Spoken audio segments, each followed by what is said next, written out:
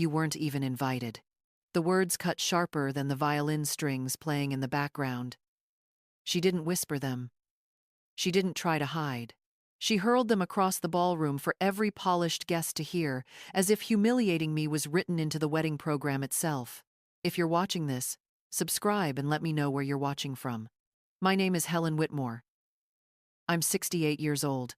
Once upon a time, I taught second grade and thought patience was my greatest gift. Now I grow tomatoes in my garden, drink tea from a cracked porcelain cup, and go entire days without speaking more than 5 words. Not because I'm lonely, because I've learned silence can carry more weight than shouting ever could. But that night, inside that glittering ballroom filled with champagne and sequins, silence was no longer enough. I stood there in my plain black dress, the same one I had worn to my husband's funeral. My hair was pulled back with a silver pin my mother once gave me. A crescent moon etched into the tip. No makeup, no corsage, no seat at the table. Yet every chair, every candle, every string quartet note had been paid for with my money, $86,000 wired from my account. My son's dream wedding was built on the sacrifices I had made. And still, I was treated as an intruder. When Emery, my son Andrew's bride, said those words, "You weren't even invited," something inside me shifted. Not shattered. Not yet. It was quieter than that. Like a lock turning. A decision being made. You see, 6 months earlier, when Andrew first brought her home, she wore a soft blue dress and brought lavender shortbread cookies. She laughed at my late husband's old jokes. Though he had been gone for 15 years, she called me Mama H before dessert was served. And in my hunger for warmth, I let my guard down. I even gave her the pearls 4 generations old, resting in a velvet box at the back of my dresser. Pearls I had promised myself I'd only pass down to the woman who truly understood what it meant to be part of this family. I didn't know then that I was feeding a wolf. The first cracks appeared small, almost invisible. She said she was raised in Nevada, bouncing between foster homes. 2 weeks later, she said she grew up in Connecticut with her grandmother. She told Andrew she was allergic to shellfish, then ordered lobster ravioli at dinner. Each inconsistency was tiny, easy to dismiss, but together, they scratched at me like a pebble in my shoe. Still, I kept silent. I told myself Andrew was happy, and that mattered more than my doubts. I wore the silver hairpin every Sunday dinner, a quiet anchor, while Emery leaned closer to my son and laughed like she owned the air in his lungs. I thought I was choosing peace, but peace is not the same as safety, and safety is not the same as truth. That night in the ballroom, when she pointed her manicured finger and declared I wasn't welcome, I realized my silence had only made room for her lies to grow. The night I was told I wasn't invited, I drove home in silence. The street lamps passed in blurry streaks. My hands locked on the wheel, the pearls of sweat at my temples colder than the November air. I didn't cry.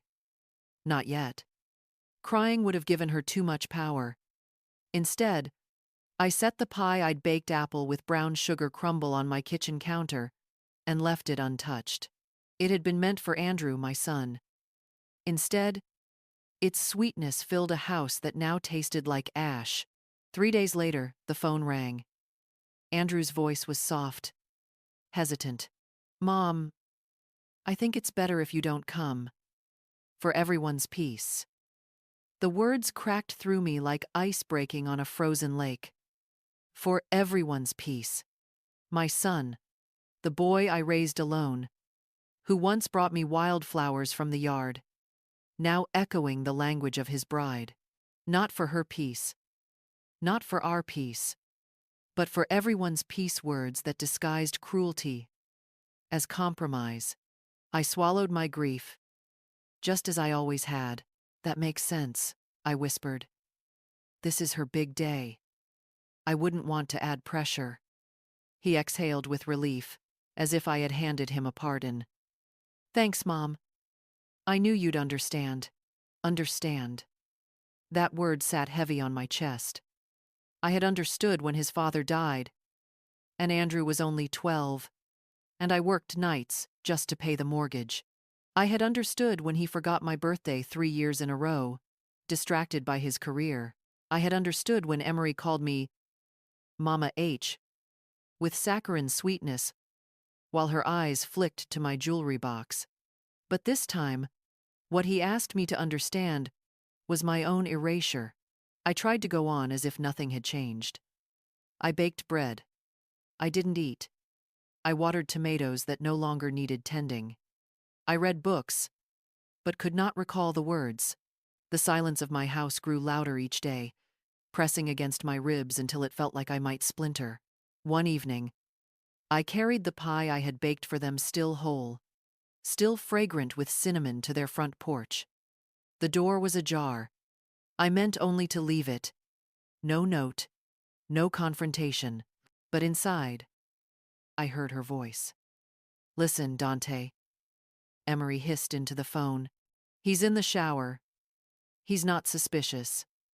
He's practically begging to be used. And that old bat baked me a pie last week. I nearly choked on the cinnamon. The pie trembled in my hands. Old bat. A joke. A desperate fool." The words laced with laughter, casual as smoke. I set the pie down on their kitchen counter and walked out without a sound. My heels didn't click. My breath didn't falter. But inside, something shifted again. It wasn't the shattering of a fragile glass. It was the quiet unlocking of a vault. I wasn't broken. I was awake, and the silence I had carried for so long was about to become my sharpest weapon. After that night on the porch, I could not sleep. The words replayed in my head like a broken record. That old bat baked me a pie last week. I nearly choked on the cinnamon. I sat in my kitchen staring at the cracked porcelain teacup I had owned for 20 years. It had survived 2 floods, a fire drill at school, even one clumsy drop on the tile floor. Yet now a fine fracture ran along the handle, so small you'd miss it unless the light caught it just right. Fragile, but still usable. So was I. I brewed tea I didn't drink.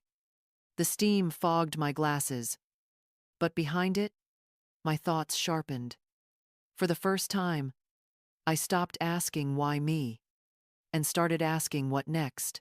For days, I moved like a ghost. I still wore the silver hairpin every Sunday dinner, even though those dinners no longer happened. I still kept the velvet box open on my dresser, the space where the pearls had once rested, mocking me like an empty cradle. And each night, I wrote in my notebook one sentence at a time.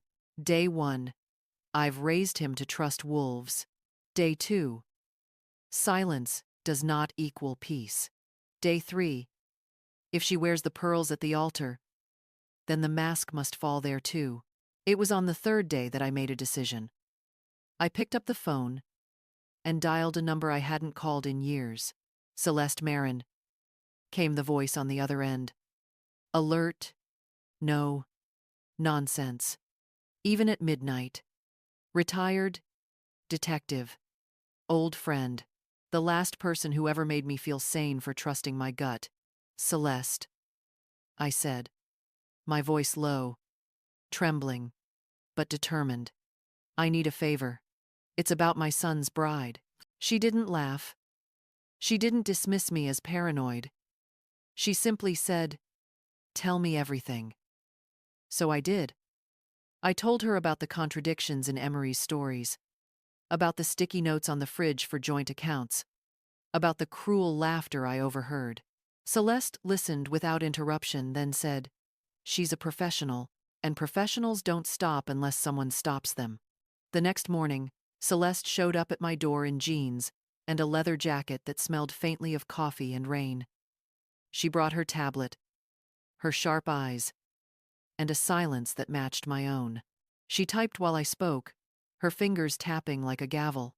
"Nothing's popping up under Emery Lark," she said after a while. "No solid records. Too clean. That's a red flag already. What do we do? I whispered. Her eyes met mine, steady as stone. We dig. Quietly. And if there's a skeleton, we'll drag it out before the vows are spoken. That night, for the first time in weeks, I slept. Not peacefully. Not yet. But with purpose. The pearls may have been stolen, but the truth was still mine to give. And I would give it on the very day she thought she had won everything. Celeste worked like thunder behind closed doors. Quiet first, then sudden cracks that split the sky. By the end of the week, she was sitting at my kitchen table with a manila folder that looked harmless until she opened it. Inside were documents, photocopies, records pulled from corners of the internet most people never knew existed. She's not Emery Lark, Celeste said flatly, sliding the first page toward me. Her real name is Nadia Hale, Kansas, born. No legal name change, but she's used at least 5 aliases in the last decade. Each one tied to a different man. I stared at the paper, my stomach tightening. The woman in the grainy DMV photo wore the same eyes as the bride-to-be. Eyes I once believed were kind. Celeste continued. Marriage license in Arizona. Annulled. Fraud report in Nevada settled. Restraining order in Tampa closed. No conviction. She's slippery, Helen. But there's a pattern. The word pattern chilled me more than fraud. A pattern meant repetition. Practice. Refinement. It meant she wasn't stumbling into lies, she was perfecting them. What's her endgame with Andrew? I asked. My voice smaller than I wanted it to be. Celeste tapped the folder. Marriage, joint accounts, eventually power of attorney. Slow isolation. First you, then his friends, until she's the only voice in his ear. Once she drains what she can, she moves on. I reached for my teacup, hands trembling. The crack along the handle seemed wider that night. Celeste's voice softened. I've seen this before. They pick men who ache for love, families who ache for belonging. That's the bait. But there's always a hook. I looked at the velvet box on the counter. Empty. Waiting. So that was the hook, I thought. The pearls. The money. My son's trust. Celeste leaned forward. There's something else, a name. Dante Levin. Shows up on a few of her financial ties. Convicted for wire fraud, released 3 years ago. They've been spotted together. My guess? He's the man you heard on the phone. The name rang like a bell in my chest. Dante. Yes. That was the voice I had heard when I held the pie dish in my hands. So what do we do? I asked. Celeste's lips curved into something that wasn't quite a smile. We prepare. We don't scream in the street. We don't beg your son to listen. We bring the truth into the light when it will sting the most when she believes she's untouchable. Her eyes locked on mine. At the altar, I didn't flinch. I didn't cry. For once, silence wasn't weakness. It was strategy. That night, after Celeste left, I walked to the cemetery where my husband lay. I placed my hand on the headstone and whispered, She thinks I'm a joke. She thinks I'll stay quiet. But you know better, don't you? You always knew I could fight when the moment came. Huh. The wind shifted, cool and certain, brushing the hairpin in my bun. And in that moment, I wasn't a victim anymore. I was waiting. Celeste's call came early on a Tuesday morning. Her voice carried no pleasantries. Only purpose. I found him, she said. Jack Rivera. Lives 2 towns over. Works at a marine supply shop. Divorced. No kids. He's the one she left behind in Arizona. I gripped the phone tighter. Does he know? Not yet, Celeste replied. But he deserves to. And you deserve an ally who understands what She Island. 2 days later, I met Jack Rivera on a weathered park bench across from a hardware store. He looked nothing like the monster Emery Nadia had described in her stories. No violent temper, no reckless swagger, just a man with tired eyes, a faded navy hoodie, and a scar trailing from temple to ear like an old story no one wanted to retell. He didn't offer his hand, just nodded. "You have a son?" "Yes, Andrew. She's marrying him, isn't she?" His voice cracked, half anger, half sorrow. I nodded once. Jack looked down at his boots. "She told me she couldn't have children. Said I pushed her down the stairs when she told me she was pregnant. I believed her for a while. Wondered if I had blacked out, if I'd done something terrible and didn't remember." His jaw tightened. "That's what she does. She rewrites your memories until you can't tell what's true." He told me she had drained him of $48,000, claiming it was for fertility treatments. He sold his boat, took out loans, lost everything.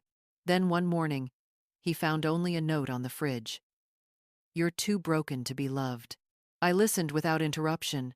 His pain mirrored mine, different scars, same blade. Finally, he looked up. "You bake?" He blinked, startled. "I do. She made me a pie once. Blueberry, my favorite. I thought it was love. Turns out it was bait." He let out a dry laugh, bitter as old coffee. Slowly, I reached into my purse and handed him Celeste's folder. He didn't open it, just let it rest beside him, like a weight too heavy to carry. "She call your son Baby Duck?" he asked suddenly. My stomach dropped. "Yes." Said it was an inside joke. Jack snorted. "She called me that too." He wiped his face with the back of his hand. "She's got a pattern." I nodded. "And patterns can be broken." His gaze sharpened. "What do you want from me?" "Not revenge," I said quietly. "Truth. I want you in the room when she can't lie her way out anymore. When Andrew has to see who she really island." He was silent for a long time, then gave a single, deliberate nod. "I'll come." As we stood, he looked at me sideways. "You're calmer than I expected." "I've already done the crying," I answered. "Now it's about protecting him whether he thanks me or not." For the first time in weeks, I felt something like strength. Not loud, not triumphant, quiet, steady, like a tide coming in. When Jack left, I stayed on the bench, long after the autumn chill crept into my bones. His words lingered like echoes in an empty cathedral. "She rewrites your memories until you can't tell what's true." But now, for the first time, I knew what was true, and I knew what to do. The next morning, I sat at my kitchen table, with the manila folder spread before me. Contracts, invoices, receipts, all with my name on them. Every chair, every floral arch, every note of music at the upcoming wedding was bound to me, not her. Emery might have erased me from the seating chart, but she couldn't erase me from the bills. I dialed the first number. "Yes, this is Helen Whitmore. I'd like to update the billing contact on file." The calls were brief, professional, cold. I didn't cancel a single vendor. I simply reassigned responsibility. By noon, the caterer, the florist, the string quartet, even the officiant, had new invoices issued, all addressed directly to Emery. By evening, her inbox would be flooded with demands for immediate payment. By tomorrow, the credit card she once used, mine, of course, would decline for the last time, deactivated, and cut into 4 even pieces. I didn't do it out of spite. I did it because silence had once fooled me into thinking it was peace. Now I understood silence could also be a scalpel precise, cutting away rot without raising my voice. That night, I walked to the cemetery again. Jonathan's headstone caught the last of the sun, the letters worn but steady. I placed a small velvet box at its base, opened to reveal his cufflinks. Gold-rimmed, initials engraved. He had worn them on every occasion that mattered. "You'd know what to do," I murmured, brushing away a stray leaf. "She thinks I'm desperate. She thinks I'm blind, but I see her now. And I won't let her take him." The wind stirred the grass, cool against my face. I closed the box and left it there, not for him, but for me. A reminder that I wasn't asking for permission anymore. I was informing him of my plan.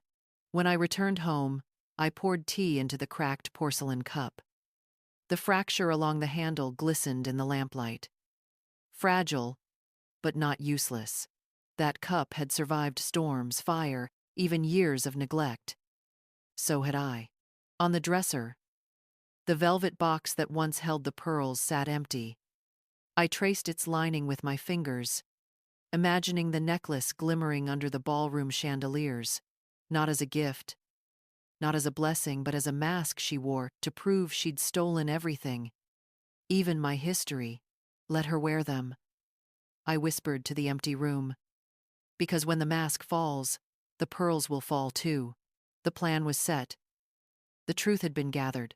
And in just a few days, on the day she thought she was winning, I would finally close the door on her lies. The morning of the wedding arrived without fanfare. No cheerful phone calls, no flowers delivered to my doorstep, no knock at the door from my son. Just silence, the steady ticking of the kitchen clock, and the sound of my own breath. I opened the closet and ran my fingers along dresses that no longer felt like mine. A pale blue linen dress I had bought in hope. A blush blouse Emery once complimented. Too eager, too bright. I skipped over them. My hand landed on a simple black dress. Knee-length wool. High neckline, the one I had worn to Jonathan's funeral. It asked for no attention. It carried quiet. Next, the silver hairpin. Slim, understated, a crescent moon carved into its tip. Emery had once touched it across a lunch table without asking, murmuring, "Such a timeless piece." I hadn't worn it since. Today, I pinned it into my hair, with calm hands. I wasn't dressing for approval. I was dressing for memory and control. By the time I arrived at the estate, the parking lot was full. Black cars, white cars, even a champagne-colored Bentley. I didn't recognize hers, no doubt. I didn't park near the entrance. I backed into a spot near the hedges, angled for a quick exit if needed. The air smelled of roses and polished marble. Expensive. Hollow. I slipped through the side garden gate, the one reserved for staff. The hinges creaked softly, reminding me that every step forward carried weight. I followed the moss-lined path until I reached the glass doors of the chapel. Guests were still filtering in, their chatter high-pitched, rehearsed, like birds showing off shiny feathers. I stayed hidden behind a pillar. From there, I could see everything without being seen. The string quartet tuned softly. A hush fell. Then the music changed, the slow swell of a piano. "Here she comes," someone whispered. Emery appeared framed between the twin doors, her arm linked with a man I didn't recognize. Her gown was ivory organza, layers shimmering under the chandelier. A Vera Wong. No doubt the $12,000 kind. But it wasn't the dress that caught my breath. It was the necklace. My pearls. The ones I had promised myself I'd only give to a bride who truly belonged in our family. The ones I had placed in her hands months ago, believing she was that bride. And now, they gleamed at her throat, not as heirlooms, but as trophies. A murmur rippled through the crowd as she glided down the aisle. Phones lifted silently. Andrew's face glowed with love, oblivious to the theft wrapped around her neck. I stayed still, hands folded in my lap. I didn't tremble. I didn't speak, but inside, my resolve turned to steel. She thought the pearls made her untouchable, that they proved I had blessed this union. But I knew better.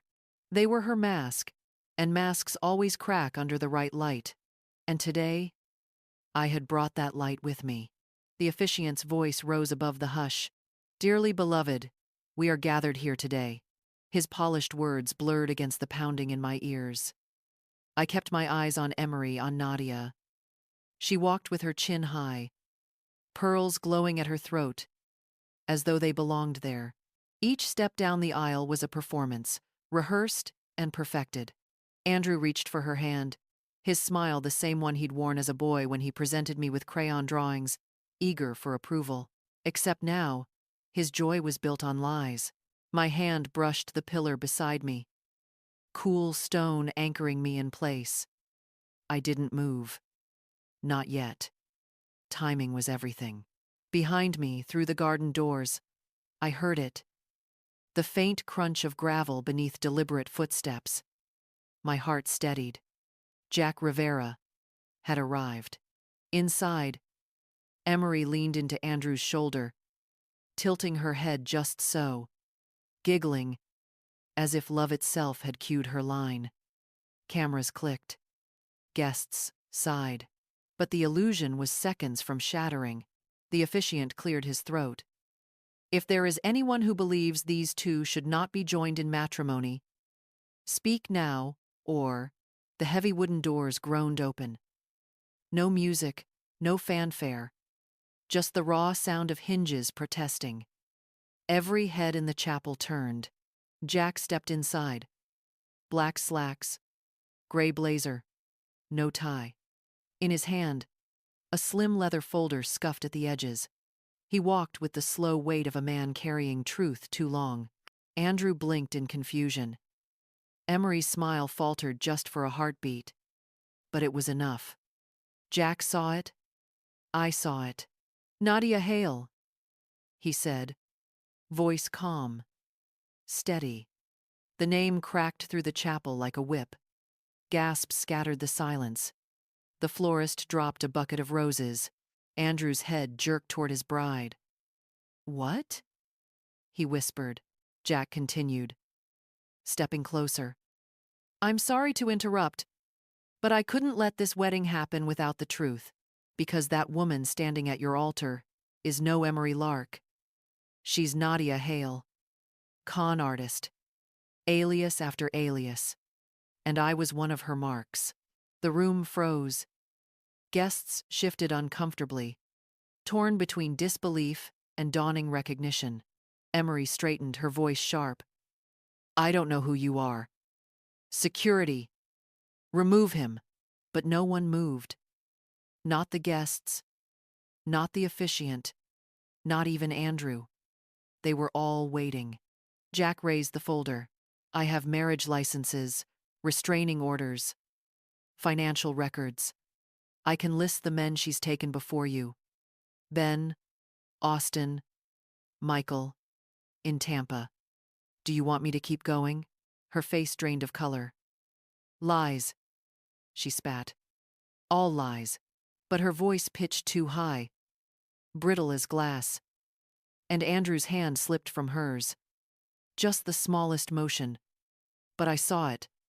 The first crack in her mask. I didn't step forward. Not yet. This was Jack's moment. The silence that followed was thunderous. And in that silence, my son's world tilted toward truth. Andrew's voice trembled as he turned toward her. Is this true? His question cracked the silence. Raw and pleading. Emery clung to his arm, forcing a smile. Of course not, Andrew. He's obsessed. A stranger trying to ruin our day. Her laugh was brittle, hollow. Photos can be faked. Paperwork, too. You believe him over me? But Jack didn't flinch. He placed the folder on the front pew and stepped back. You don't need to believe me, he said. Believe your own ears. At the back of the chapel, Celeste raised her phone. With one tap, The recording filled the air, her voice cutting through the gilded silence.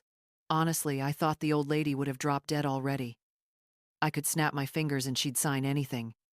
$92,000. That's a bargain. Gasps rippled through the crowd. Chairs creaked as guests shifted uneasily. Andrew staggered back as if the words had struck him across the face. Emery lunged forward. That's fake! Edited! Her voice rose to a shriek, but Celeste pressed play again. She's just a joke. The old bat's desperate for grandkids. Pathetic, really. I'll get the house in 3 months, Max. The cruelty landed heavier than any document. I felt the room tilt toward me, dozens of eyes now seeing what I had endured in silence.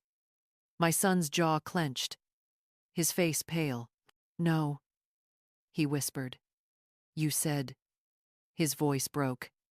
He couldn't finish. Still, the final nail waited. Celeste tapped once more. After the wedding, we go straight to the notary. The power of attorney forms are already in the folder. She thinks it's a bridal gift transfer. She won't know what hit her. Thote. The chapel exhaled in one long, horrified breath. Even the string quartet set down their instruments. Andrew's hand shook as he pulled the ring from his pocket. He stared at it, not with anger, but with devastation, the way a man might look at rubble where his home once stood. Then he let it drop. The metallic clang on marble echoed louder than a scream. The illusion collapsed. Emery stood alone at the altar, pearls tight around her throat like chains. She spun toward me, eyes blazing, voice venomous. You! She snapped, pointing through the rows of stunned guests. You weren't even invited! Gasps fluttered. Dozens of faces turned, following her accusing finger until they landed on me, still in the shadows. Still silent, I stepped forward slowly, heel by heel, letting the hush stretch. That was your mistake, Emery, I said calmly. You thought silence meant weakness, but silence only gave your lies room to grow. Her face twisted, panic overtaking fury. You're pathetic. Just a bitter old woman desperate to matter. I met her gaze, unflinching. Maybe. But today, I matter enough to end this. The crowd shifted, breath held. My son's eyes filled with something new. Not confusion, not shame, recognition. And in that recognition, the balance of power finally returned to me. So that's the truth of how betrayal almost destroyed everything, until silence and strength turned the story around. But there's one thing I didn't tell you at the start. What if the betrayal wasn't just about money, but about love, power, and a secret no one expected? Click on this video here if you want to hear the next story of family, betrayal, and revenge. I'll see you in the next one.